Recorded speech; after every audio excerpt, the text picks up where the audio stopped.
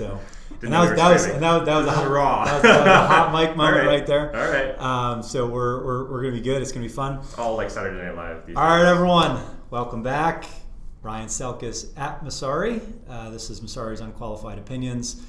And today I'm really excited to have a conversation where I'm totally out of my depths with Lane Rettig, a core developer from the Ethereum Foundation. We got a lot to cover. I know a number of our subscribers have wanted to hear more about the inner workings of Ethereum and answer some of these very murky questions. You see the debates on Twitter. You see all of the very meticulously thought out proposals, and then some of the not so meticulously thought out proposals with respect to how this ecosystem continues to scale. So there's probably 2 hours of stuff that we could cover. We're going to try to keep this really short and punchy, and keep it to about a half hour. But I wanted to start. We're catching up off camera for a minute, but I don't want to completely spoil the spontaneity of the interview. Your backstory, pre-Ethereum, is really interesting. So maybe I'd love to hear the minute on your work at a hedge fund, getting into finance and kind of the teeth of the financial crisis, and then how that's kind of shaped some of your thinking around open source development and your contributions to Ethereum. And then we're going to get into the nitty-gritty of Ethereum. But a little bit about your origin story, I think, would be really interesting, and let's start there. Cool. All right, 60 seconds. This you can time me. This is going to be hard.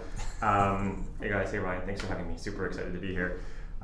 So the one common thread for me throughout my career has been computer science. I've been coding since I was like 7 or 8 years old, initially hacking on like video games and things like that, and that passion has always been like my primary passion.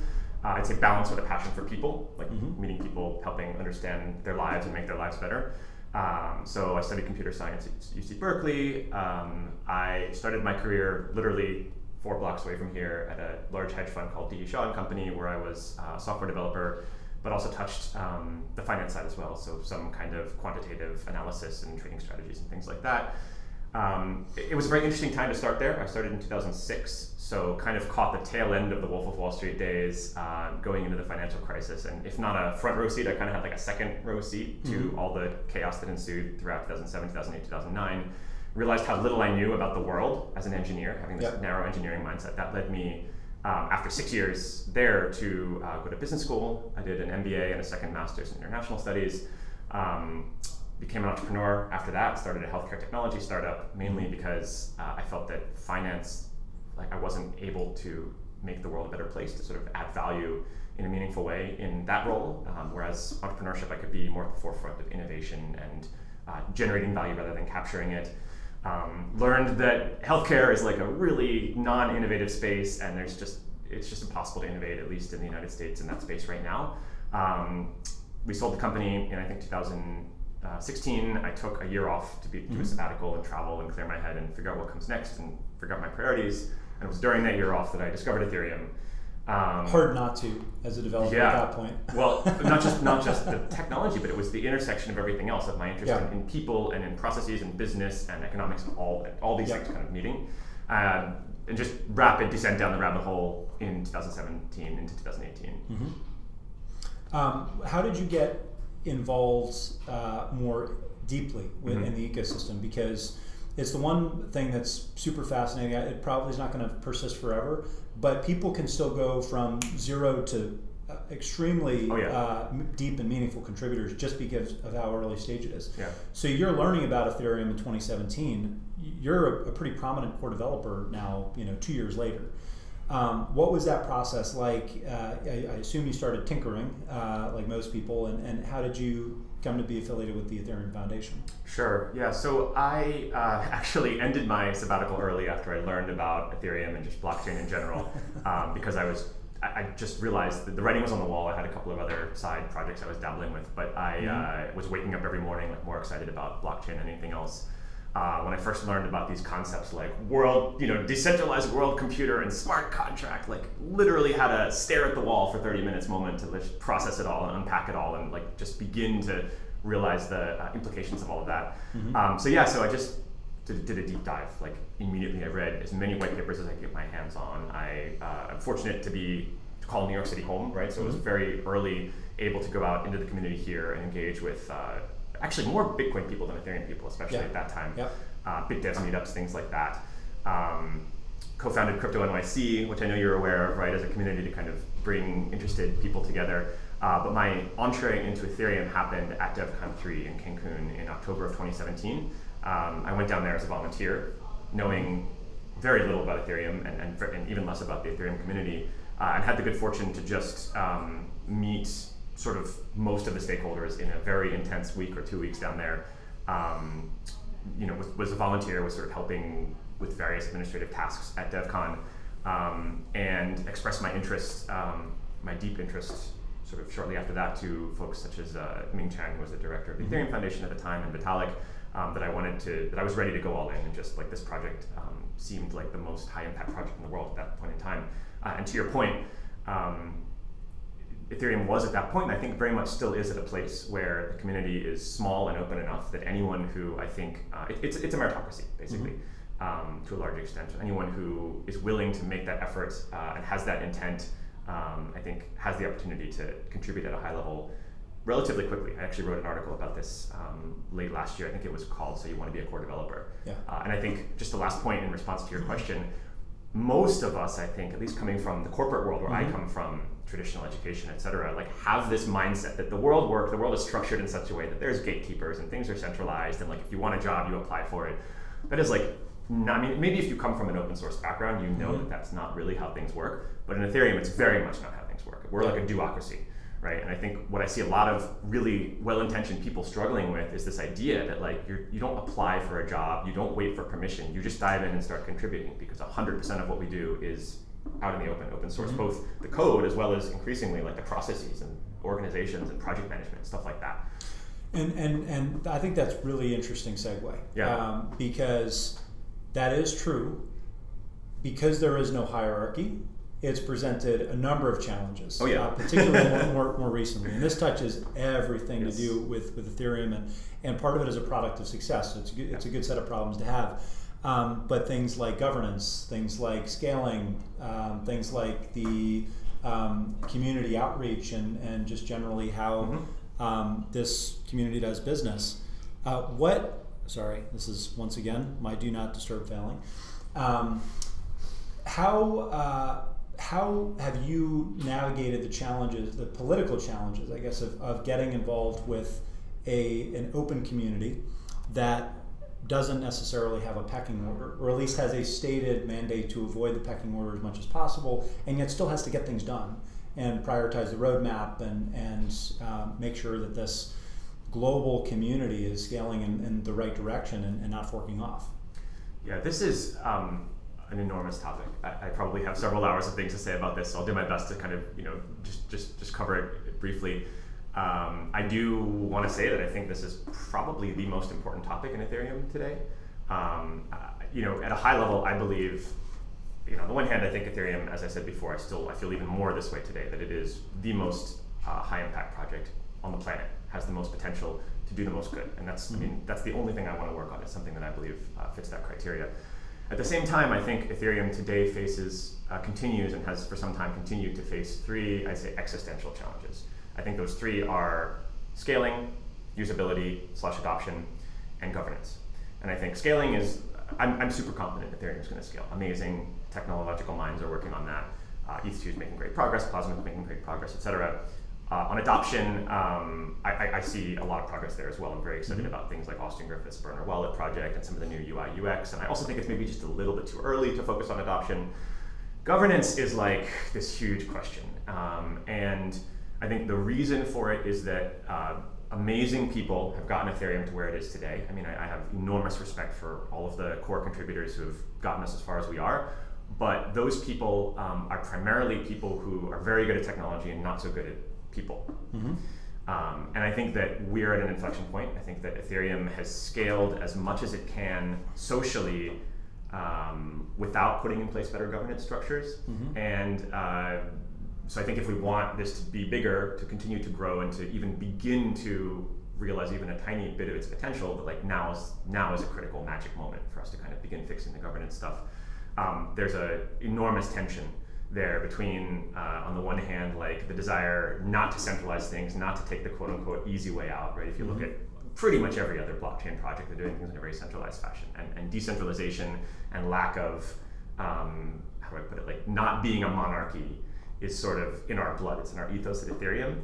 On the other hand, I come from a very centralized project management background. Like I ran a startup that was not a democracy, and I studied in the bastion of capitalism at the Wharton School of Business, and like believe me, decentralization is not what they teach you there. It's the opposite. So like I'm not like I want to say one thing in closing here, which is that this is like totally an experiment. Okay, not just the technology, right? We know that technology is experimental; it's unproven, especially stuff like proof of stake and scaling, sharding.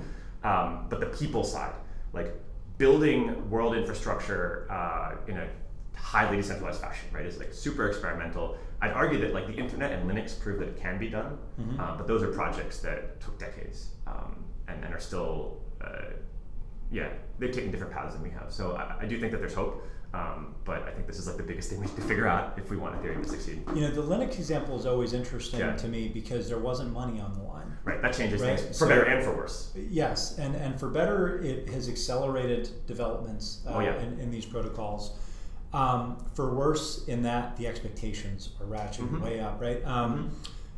Fred Wilson, who's been around this industry for as long as anybody on the venture side in particular, he made some pretty notable comments at an event, basically saying they're screwing it up, and he wasn't talking about the caliber of people, but he was talking about the exact challenges that you're talking about. What has the temperature in the room been like at the Ethereum Foundation at some of these developer meetups where this is discussed? Is it two hardline camps? Is it more fluid than that? Is it a couple of people have loud voices on either side of the issue, but there's a middle ground? How do you see some of these things getting resolved with respect to roadmap, with respect to very important decisions where some of them by design are going to need to be controversial so that the can is no longer kicked, right? The difficulty bomb, the switch to proof of stake, like, and the timing of it, like how exactly that's implemented. You can't just find common ground on all of these. At some point, there's a binary decision that's going to piss some people off, and you just got to go with it and kind of roll the dice and go with the consequences. Hope that a contingent of the community doesn't fork off. What's the tone of that conversation? Is it and what's the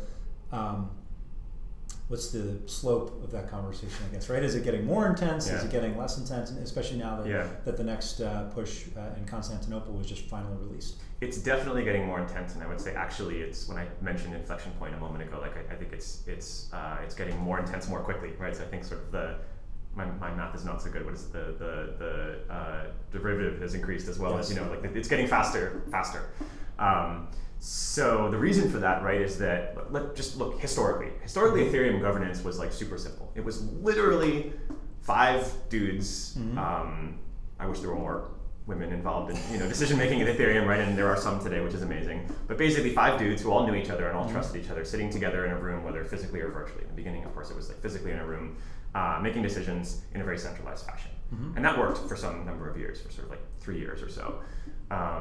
And the decisions, even after that, as Ethereum began to grow, the decisions were not especially controversial, right? If you look at, the one, of course, sort of exception here is the DAO hard fork. But even then, I think like most of the core community was united around what ultimately became the response to that. And if you look at the roadmap up through 2017 into, I'd say, early 2018, the decisions were not controversial. They were very technical in nature, and things just kind of worked in a very ad hoc sort of fashion, right? We have all core dev calls, and we have Hudson Jameson sharing those calls, and we never struggled to reach consensus. Now, what changed all this last year was the parity multi-sig wallet issue and funds recovery, which I think since the DAO hack has been the biggest controversial question. It's, just to be clear, it is like not at all a technical question. It's like everything else. It's legal, it's economic, it's political, it's ethical, right? And what we're beginning to see now is more and more of the governance questions Ethereum facing fall into this second category of things, which are not technical, they're all the other things. Like philosophical is the word we usually use, all encompassing, right? So now we have ProgPow, which is a potential change to the proof of work algorithm to make Ethereum more ASIC resistant, which is also partially technical, but a lot of this is about like, should we favor one group of stakeholders over another, which is not technical. There's now beginning to be a lot of dialogue around things like block reward funding for the public good, for ecosystem funding, dev fund funding, sort of like Zcash style, right? And again, that's not at all a technical question. It's I implemented it as 5 lines of code. So it's all the other things. So in a nutshell, what's happening now is we have all these non-technical questions, and yet Ethereum is a technocracy. As much as I'd love it to be like a democracy or something like without formalized identity on chain, which we don't have and we won't have for some time, that's the best we can hope for, is this technocracy. And we have these core developers who are de facto making these, they're sort of acting as arbiters and making the final decisions on what makes it into the protocol. And there's a whole combination of things going on, right? One is that they don't necessarily have the expertise or the background in things like philosophy or ethics or economics. I just came back from the Radical Exchange conference where I was hobnobbing with those people, those ethicists and philosophers and economists, and I learned so much from them, as a side note. They're afraid to make these decisions because there's legal liability questions, right? We've seen examples in the past of developers being, core developers being targeted legally as a result of some of their decisions. They are coming under attack in the community in some cases for the decisions. Obviously, the case of what happened with Afri Shudin recently is a good example of this. So anyway, in a nutshell, right, we're in this situation where increasingly these decisions are not technical, and yet we don't have like a non-technical mechanism to respond to these questions. And so that's actually my primary focus right now, is resolving this, because I think if we don't, then Ethereum will be stuck for some time. Can you kind of rank order some of the biggest binaries that need to be answered one way or the other? I feel like far and away the number one has got to be the proof of stake transition. Yes, I think that's the most, so there's 2 ways to rank order, right? There's like actual priority and there's sort of like perceived priority or like controversiality, right? Yeah, so let's actual, do both. Yes. So actual priority, like no question, it's, it's a toss-up between ETH1X and ETH2. So for example, proof of stake, and this may be a good segue into ETH1X stuff, but the realization that we've had. ETH2, ETH1X, I think most people that are avid followers will know what that is, but ETH2 is the transition to proof of stake. And sharding. And sharding, which is a number of technical upgrades. Sharding should make the actual blockchain storage a little bit easier and more scalable. ETH1X is everything that doesn't require those more massive technical transitions. So it's the other optimizations that can be made today without any controversial changes. So that's not entirely accurate in ETH1X. If I may just amend what you said, you got it 80%. It is never expected to ace this course. Hey, 80% is not bad. This is complex stuff. You said in the very beginning you feel out of your element. Trust me, I'm out of my element every day. It's like literally that's Ethereum today. Okay, so what did I miss? Yeah. It may actually be Ethereum 1x. Some of what we're contemplating may actually be somewhat controversial. So this includes things like storage management fees or state rent. If I dare invoke the R word, so there's some questions around how that'll be done. And generally, the purpose of ETH1x is to keep Ethereum alive, existing Ethereum mainnet alive indefinitely. And in particular, there's some fear on the part of a lot of sort of core developer people that if we don't do this today and fix things like this massive ballooning in the size of a Ethereum state, that ETH2 we won't live to see the light of ETH2's day, so to speak, right? And I think that we have a social contract with pretty much everyone that ETH1 should, be alive for quite some time. Got it. So we'll get back to that because that gets into scalability a bit, which you mentioned adoption and scalability are the other two. I think we should get back to those. But let's rank order the perceived and actual priorities in terms of the top 3 or top 5, whatever it may be. So actual is this transition. What else is on that list of actual, and then where do you think the perception is right now?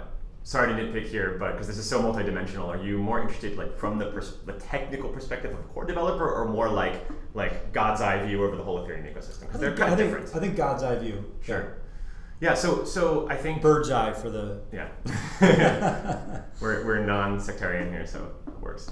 I think I think the short answer to your question in terms of actual priorities is exactly the 3 things I said before, from the highest level. I don't think that core devs are necessarily focused on things like usability and adoption or governance, which is part of the whole problem here, but I do think that those in combination with scalability are the top 3.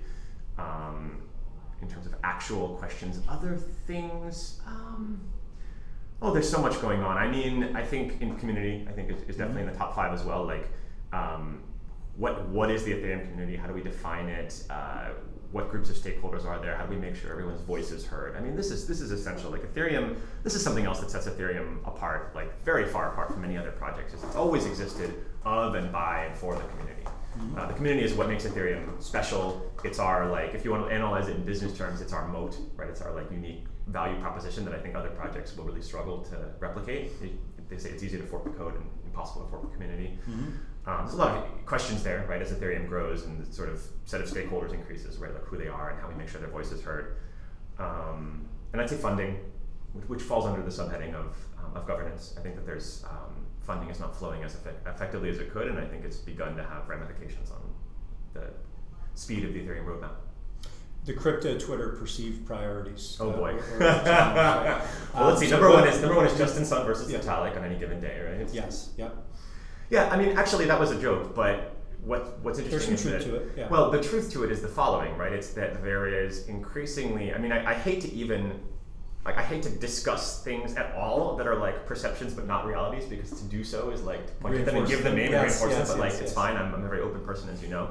So I think that there's this evolving narrative which actually is definitely both cause and effect of Fred Wilson's comments, which is to say that like the pace of innovation in Ethereum has slowed, and there's more and more competition, and Ethereum is, sort of, to paraphrase Fred, right, is kind of screwing things up. And that we need to get our act in gear. So I mean, it's very frustrating to me to see this narrative being, propagated through the media, because I strongly disagree with it. But yeah, that perception exists for sure. One thing, if you kind of turn it on its head, that I'd almost view as an opportunity. Sure. Is what other protocols can Ethereum feed off of, right? Sure. So Ethereum has given birth to this enormous ecosystem and all these really exciting applications. What has always struck me about Bitcoin is that it had Litecoin. Yeah. People, are very skeptical of Litecoin because the number of improvements that were made versus Bitcoin were relatively non-existent. But one of the reasons I do think it has stuck around is because it has proven in the last few years to be a test net of sorts. Yeah. Like a production test net, if there was such a thing, and that they moved just a little bit faster on certain elements like SegWit 2x and Lightning Network, and they continue to be this real money test ground that I think gives Bitcoin core developers and the Bitcoin community a little bit more confidence that some of these experiments will work. Yeah. To date, Ethereum has this ecosystem, but it doesn't seem like any of those other innovations percolate up. Maybe the closest, correct me if I'm wrong, is some of the research that Tendermint has done with proof of stake, because I know that's had an impact, and Jay Kwan and his team, some of what they've shared with Vitalik and Vlad has led to some of their comfort with transition to proof of stake. But are there other elements like that where you can point to the production test net of sorts, right? And it makes the governance decisions, it makes the implementations a little bit easier, because you can say, hey, we've intentionally delayed this because it's controversial, but these guys already proved it out. Sure. Because that would be a hell of a win for a lot of the folks who are grappling with these decisions about how to build the airplane in midair. Yeah, no, I think that's a great question. I'm glad you asked. It's funny. I've come back to the same question many times over the past couple of years, and I actually think there'd be a lot of value in I'm going to call it light Ethereum. In fact, I've even pitched this idea, to various stakeholders, and surprisingly, or maybe not surprisingly, there's been a lot of support for the idea. I do think it would be very valuable to have a quote-unquote test net of value, like you're describing, a place where we can sort of push the research envelope, get some of those ideas out there, maybe launch it as a proof of stake native chain, right? That can be really interesting. Of course, there's questions about bootstrapping and where does the initial distribution and value and stuff come from. But there's also lots of new ideas around that, like lock drops and things, right? Well, that's one way to think about it, but I'm actually just talking about being more proactive, hunting and pecking at other blockchains and what they're doing right. Because the Justin Sun Vitalik Twitter comparison, a lot of that's comical on its face. Yes. I do, on the other hand, believe that some of these projects that are ahead of themselves with respect to marketing, but that are able to enforce a meme, they can succeed if they build a large enough monetary base and a rabid enough community, and have some type of technical know-how where they can just fork Ethereum like what Tron did. But this is all open source, right? Sure. So totally. that's a fair play totally in this ecosystem. Right? Same thing with Telegram, right? They can bootstrap a network with however many hundreds of millions of users they're up to now. Sure. And that user base doesn't care that they're using blockchain technology. What they will care about is if it works, and if Telegram can pull from Filecoin, from what Ethereum, you should be talking about is Facebook and Zuckbucks and all that stuff. Facebook, right? That's like the 80,000-pound gorilla. Yeah, same exact thing, right? If you have the community. So not to position Ethereum core or like the foundation as like the vampire squid that's ultimately going to absorb all of this, but it's created enough value. Sure. I feel like there are other blockchain teams, protocol teams, that they can pull from much more proactively, maybe than they have to date. And maybe there's a little bit of that's happened, but versus creating another test net, like where's the Litecoin? Where's the where can Ethereum extract more volume from other production ready implementations? So I'll push back a little bit. I actually think that that exchange of knowledge is happening in a big way already, and I can give you a few concrete examples of this. But the most obvious one is if you look at the evolution of the Ethereum 2 roadmap over the past year, right? Of course, there was the biggest change being the change in June of 2018 last year. That was announced, where quite a big and I would say even painful decision was made to like merge the sharding and Casper roadmaps. Whereas up to that point they'd been two separate work streams. And so the whole idea of what has now solidified into the ETH2 spec, which is quite solid and quite complete, right, came together. So the idea of a beacon chain and of kind of verifiably secure randomness, like that was borrowed from Dfinity and from papers that they had written and collaborations between their researchers and Ethereum researchers.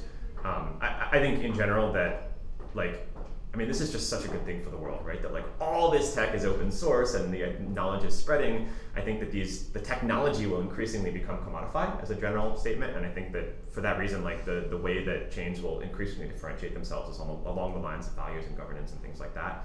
I actually think that collaboration and knowledge exchange is happening. One more thing I want to add here, and this connects back to the narrative. That's in terms of research. Has there been anything else in production that has been co-opted notably from? Sure, I'll give you another example. So part of ETH1X is, probably the biggest part of it is the storage management fees idea. And that particular initiative is being led by a gentleman named Alexei Akunov, who is very focused on this sort of research in Ethereum, really brilliant guy. And he's been deep diving for quite some time on this question, and it's not surprisingly a question that pretty much every blockchain in history has dealt with. And so there's a large body of ideas and things he's borrowed from there as his ideas around that have evolved. So we're definitely taking a lot from other chains. I think Ethereum actually really quite strongly does not really suffer from this, what is it called? Not invented here, NIH syndrome that a lot of people do suffer from. And we've been unabashed about sort of borrowing the best ideas. But I also think to answer the second part of your question, which is like where is the Litecoin to Ethereum's Bitcoin, Ethereum is like at least an order of magnitude more complex than Bitcoin, and for that reason, the best example of this is the storage management fees. If we can't solve this problem, there's no point in launching another chain because it's going to just bloat and explode and die, which is sort of what's beginning to happen to the Ethereum chain. So I think we will see more of these experiments, but I think there's sort of these core open research questions hanging over us that we are making good progress towards answering with things like ETH1X. Is it because there's so many more types of information that are stored? It's smart contracts. Right. Smart contracts so there's very more complex. attack vectors. So Totally, point much well bigger. taken. So the way to think about it is that this isn't silver to gold in the Litecoin comparison. This is like how do we absorb 20 different elements. Yeah. Rather than silver and gold, this is like one rocket ship and like an international space station. Like it's like that much more complicated. It's and it's just so many moving parts here, and it's so multidimensional. I think we need to sort of answer some of these core questions first. There is one other thing I want to mention, which is ties to a couple of these topics, which is also especially that question of the narrative and the competition and stuff. There are prominent voices in the community that are like saying Ethereum needs to transition into war mode. I think that comes from The Hard Thing About Hard Things by Andreessen. And I like pretty strongly disagree with that. Actually, I'm just not of the mindset that any of this is zero sum. And I think that both in terms of knowledge exchange as well as in terms of applications that may span multiple of these platforms and networks and working together on standards like we're doing with the WebAssembly, the WASM initiative, and Ethereum, which more and more blockchains are adopting. I would say it's just way too early, and like to the extent that a project is a legitimate project, like Dfinity or Space Mesh or Polkadot are all very legitimate projects. Not all are so legitimate, right? But to the extent that they are, and they're like straightforward and honest in their marketing and things like that, and they're making good faith effort to engage and build a community, like I think that that's fantastic. I think values are creative across all these projects, and I think that like even like the extreme case, like a Facebook or a JP Morgan, right? If they launch something that's sort of blockchain based and they get millions of people to use it without even realizing, and maybe in some way, shape, or form in the future, there's some interchange between that and Ethereum, and people, some of them, 1% of them migrate to Ethereum. I still think it's like net beneficial to the world. Yep. There's also the element, I would say, you talk about the hard thing about hard things, yeah. Ben Horowitz, I'm sorry. Ben Horowitz. But that culture shift seems to be something I would imagine is more doable for companies versus ecosystems. Exactly. Because to your point from a few minutes ago, a lot of the value capture is going to be driven by who's your tribe, right? And what ethos are you going to follow, and what type of community do you want to opt into, which is really what these systems are about. Sure. So getting into war mode might sound more interesting, but does the Ethereum development community all of a sudden want to have the same ethos and same rigor as Bitcoin? I think both approaches have clearly worked, but I think if you poll 10 Ethereum developers, 9 of them are going to say, hell no. Right? I mean, in many ways, we want this to remain experimental. We want to make sure that we want to move fast and break things for some time. Ethereum was in many ways created like as a response to the perception of Bitcoin stagnating already in 2014, 2015, right? Mm-hmm. And that's, I mean, let me be very clear. Bitcoin is not stagnating in absolute terms. There's a lot of really exciting innovation happening in Bitcoin, but in relative terms. But I don't think many people would disagree that there's a pretty significant gap in ethos. Totally. And it's intentional. Totally. Right? It's intentional. And so I think another point of, like, there's a lot of these points of tension in Ethereum today that are, again, fascinating from a social perspective. One that we're seeing in a big way now is that we want to continue to push the envelope and radically innovate and move fast and break things in Ethereum. And we're already, I mean, like, to me, Ethereum is absolutely still beta. We haven't even reached like a 1.0 major release. But of course, what happened is people piled on, and there's all this value and all these applications deployed on it, which is great. But now we're in a place where already we have this quote unquote deployed user base, and it's already becoming hard to change things. Like, obviously, the postponement of the Constantinople upgrade is the most recent sort of germane example of this. So let's talk a little bit about, now we're starting to get into the 1.x versus 2.0 conversation. So you had a post which outlined some of the core areas of focus for 1.x, which is everything pre-2.0, essentially. Basically, yeah. It's like it's sort of this loose term that's like grown to encompass a bunch of things. So yeah, exactly. So it's kind of a catch-all. There's a lot of different elements, but how then does the Ethereum core community prioritize 1x and 2.0? Are they discrete teams now? Because it seems to me that there's the Casper plus sharding crowd for 2.0, which is the really big, structurally different release that you guys have to make. Yeah.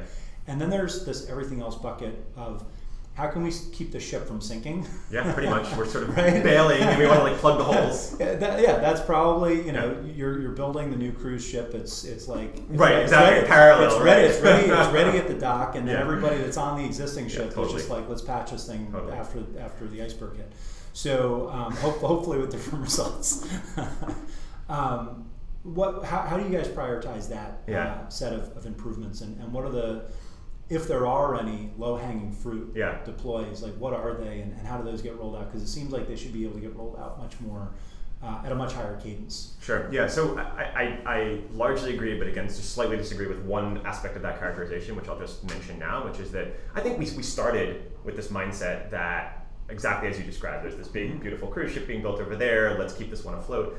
But like as we've dug into this sort of tiny bit of backstory here, the initiative was born in a sort of ad hoc way at DevCon. So now October, November of last year.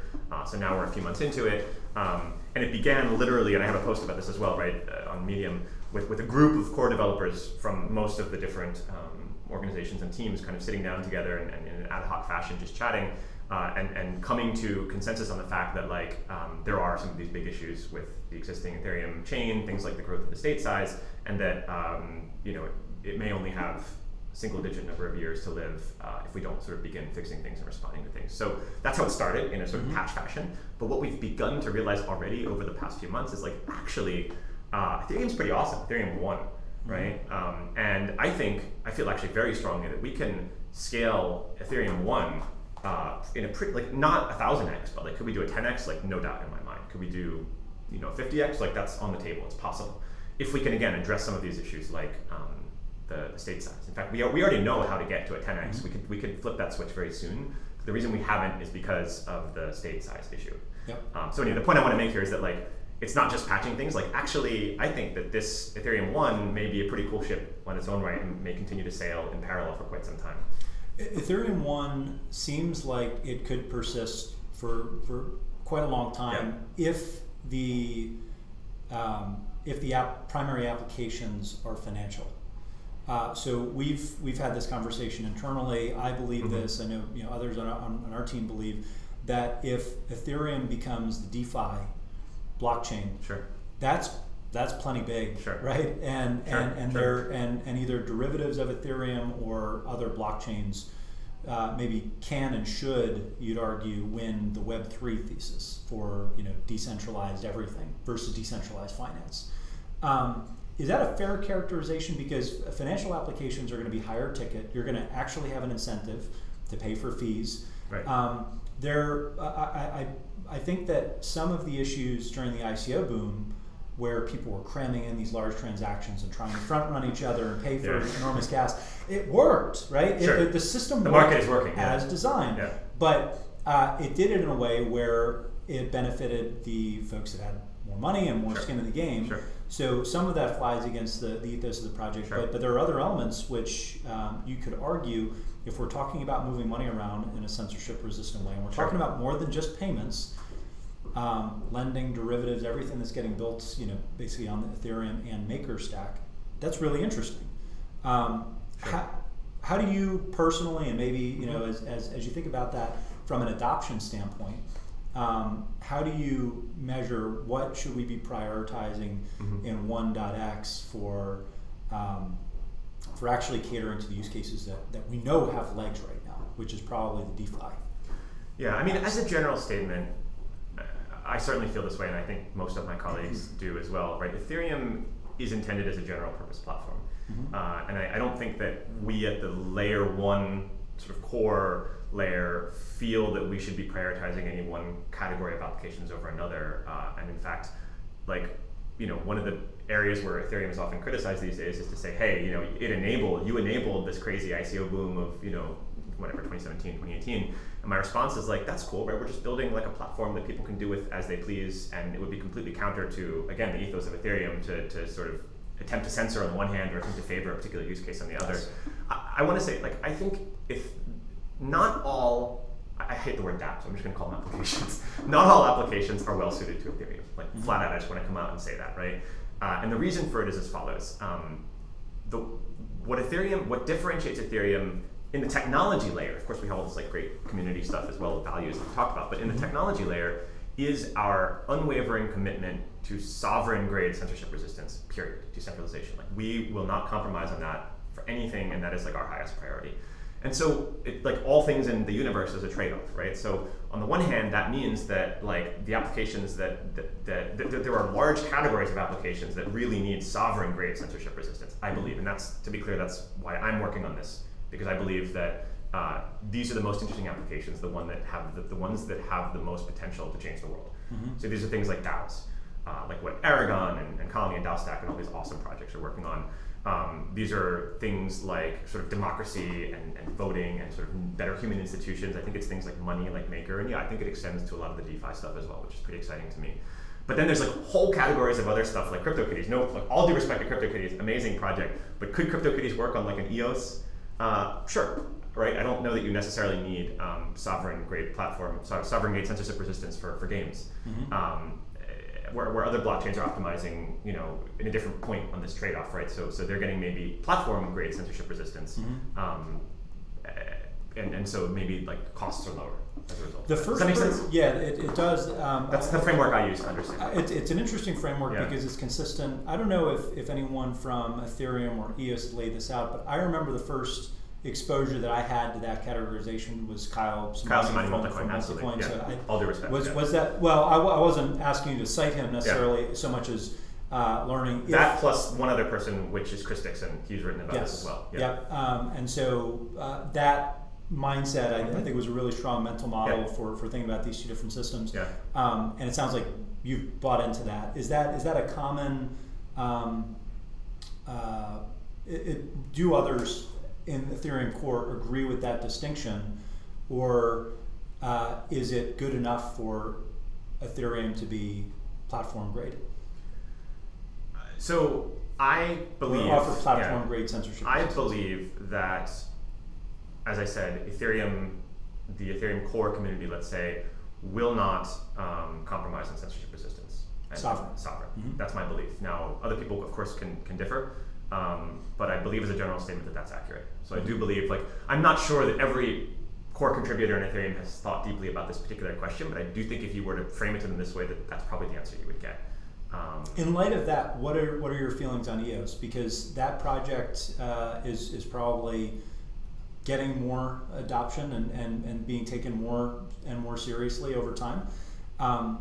It's still a little bit of a black box because of the way that block producers are elected and some of the issues that have stemmed from that. But do you have you peered under the hood? I'm just curious because they're probably the next in line from a market cap and developer interest perspective, and obviously China loves them. I think they're ranked well ahead of Ethereum on the preferred blockchains from the Chinese government that gets published. General thoughts there on is it a compliment? Yeah, this is a hard question. So the short answer to your first question is that no, I have not sort of had a chance to look as deeply into EOS as I would like. Believe me, there's like 10 platforms that I would like to deep dive on. You got a lot on your plate. I understand. Yeah, it's hard even keeping up with Ethereum. So that's frustrating to me. I really would like to see more. Like, I'm a very open person. When we founded Crypto NYC, we specifically gave it a mandate of being chain agnostic, technology agnostic, and in general, like as I said, to the extent that a project is like legitimate and not trying to scam people, I'm totally on board with like supporting it in its work. I've had quite a bit of interaction with some folks on the EOS like New York block producer team. The EOS Detroit team was at the Radical Exchange conference I just came back from. Yeah, I mean, like this goes back to what I said earlier. Like, absolutely right. There is a place in the world for a blockchain, EOS or another blockchain, that chooses a different point on this optimization. I don't know whether it's a line or a plane or how dimensional it is, right? But like the kind of like cost versus like decentralization, security, et cetera, like let's say the scalability trilemma, which Kyle also articulated really well last year. Sure, right? I think, like I said earlier, like it is way too soon to tell, and I'm like totally not in the like one chain to rule them all camp. You could probably tell I'm like kind of the opposite end of the spectrum here. Well, the way maybe we'll get there someday, but like it's just so early. We need to like broaden the scope of experimentation.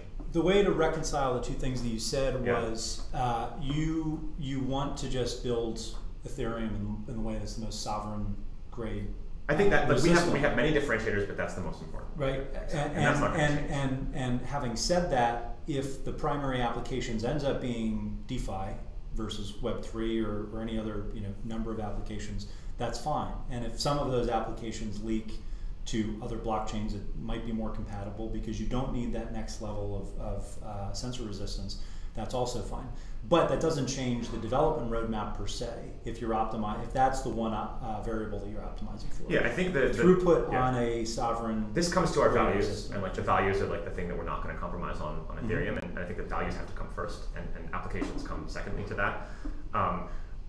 Broadly, I agree. I think that your characterization is accurate. I think the one thing I want to push back on is, again, I keep saying this, like I keep getting it like 90% right. I'm like at an A- level, which not sure. Sounds a lot like college. I'm not sure I'm past 90% myself in my own conflicted mind here, because there's always multiple ideas that are conflicting. But I think it's just too soon to know, right? We're like the internet in like 1974. right? Which is to say that there's like these 10 janky computers, sitting in like some researcher's office in these 10 universities with a tiny amount of funding from DARPA, and like we're just at the phase now where we're just beginning to like figure out what is TCP/IP, how do they talk to each other. Yep. So to say like, oh, like you should run your application on MIT server instead of Berkeley server, like nobody cares, right? Like fast forward 10 years, 20 years, I mean, I think it will happen faster in blockchain, right? Like applications today run in the cloud, and who's to say that with amazing things like WASM, like WebAssembly, which we and many other chains are working on, that you won't have an application that lives partly on EOS, partly on Ethereum, and partly on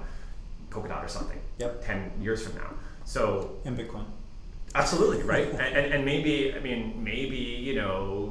Bitcoin ends up as the root of trust for all chains, and like that's cool with me. I don't care, right? Maybe it's Ethereum, maybe we have multiple of them. Like we just don't know. So like we should just allow experimentation to happen at this stage. Yeah, and that was much to my chagrin. That was a lot of my thesis around Bitcoin versus Ethereum early on. It's like I don't want it to sound like I was in that like blockchain, not Bitcoin. It's before my time. This is it was actually the exact opposite. It was if Bitcoin is this most secure chain, then any smart contract language could ultimately settle to this chain. So I like Ethereum, the programming language, but this thing's never going to be money over. So it's kind of luckily I got over that mental hurdle earlier than some people, earlier than a lot of people. But certainly a lot on your plate. I appreciate you taking as much time as you did today. And we'll I'm sure have you on again, I hope very soon, given the number of things that are moving and the pace that they're moving in Ethereum. So awesome. Thanks for having me. See you on Crypto Twitter. Absolutely. And you're at Rettig. That's me, yeah. On Crypto Twitter. So do you liberally block people? Sorry? Do you liberally block people? You're going to want to block a lot. I liberally mute people. I mute liberally and block selectively, let's put it that way.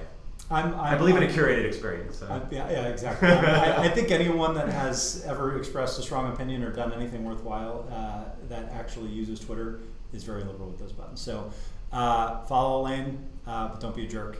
And if you want to be a jerk, I'm always open. At 2-Bit Idiot. Until next time, thank you for joining. Thank you for watching. Peace.